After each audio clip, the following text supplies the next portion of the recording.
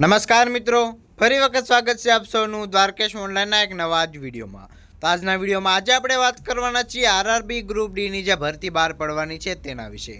તો આ વિડીયોમાં આ ભરતીની તમને તમામ માહિતી આપી દેવાના છીએ કે આ ભરતીમાં કુલ કેટલી જગ્યાઓ રહેવાની છે, ભરતીમાં પગાર ધોરણ શું રહેવાનો છે, છેલ્લી તારીખ શું રાખવામાં આવેલી છે તથા આ ભરતી માટે ફોર્મ ભરવા માટેની લાયકાત શું શું છે, આ તમામ માહિતી આજે આ વિડીયોમાં આપણે ચર્ચા કરવાના છીએ. તો વિડીયો પૂરો જોજો.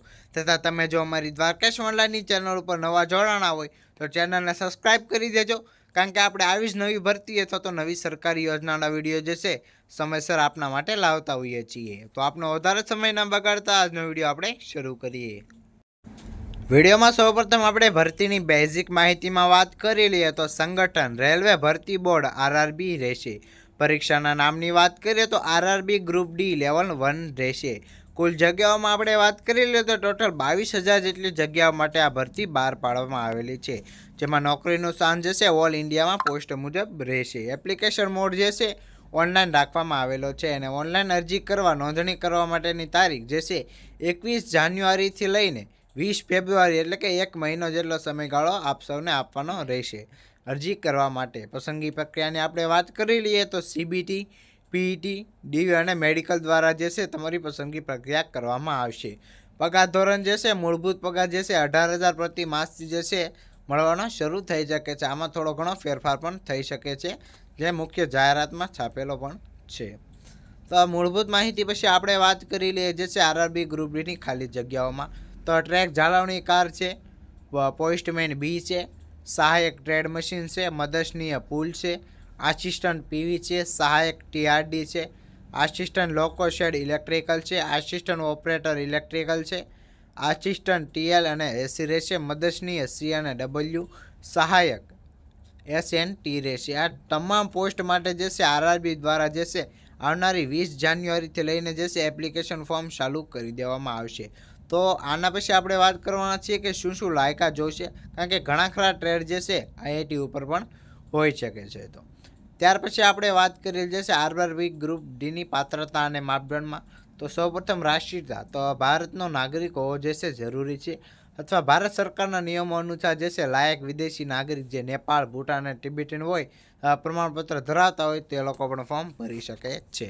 શૈક્ષણિક લાયકાતમાં આપણે વાત કરી લઈએ તો ઉમેદવાર પાસે નીચેનામાંથી કોઈ પણ એક હોવું આવશ્યક છે, અથવા તો મેટ્રિક્યુલેશન એટલે કે તમે 10 પાસ કરેલું હોવું જોઈએ, અથવા તો આઈટીઆઈ જે એનસીવીટી અને એસએસસીમાંથી તમે પાસ કરેલું હોવું જોઈએ.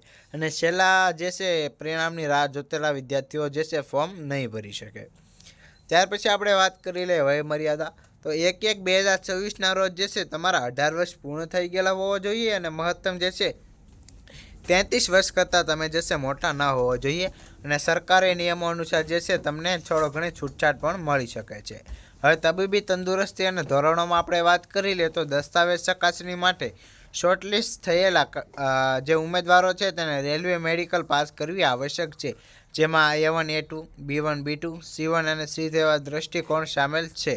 અને અંતિમ નિમણૂક માટે જે છે ફિટનેસ ફરજિયાત છે, એટલે કે લાસ્ટમાં જે છે મેડિકલ સર્ટિફિકેટ પણ તમારી પાસે હોવું જોઈએ, તો જ જે છે તમને પસંદગી મળવાપાત્ર થઈ શકે છે. હવે આપણે વાત કરી લઈએ આરઆરબી ગ્રુપ ડી અરજી ફોર્મમાં કેટલી ફી ભરવી પડશે. તો ઓનલાઈન અરજી પ્રક્રિયા 21 જાન્યુઆરી 2026થી શરૂ થશે અને 20 ફેબ્રુઆરી 2026ના રોજ બંધ થશે અને સમય મર્યાદા પછી સબમિટ કરાયેલ અરજીઓ જે છે સ્વીકારવામાં નહીં આવે. તો શ્રેણી જેમાં જનરલ, ઓબીસી અને ઈડબ્લ્યુએસ છે તો તેમાં 500 રૂપિયા તમારે ફી ભરવાની રહેશે.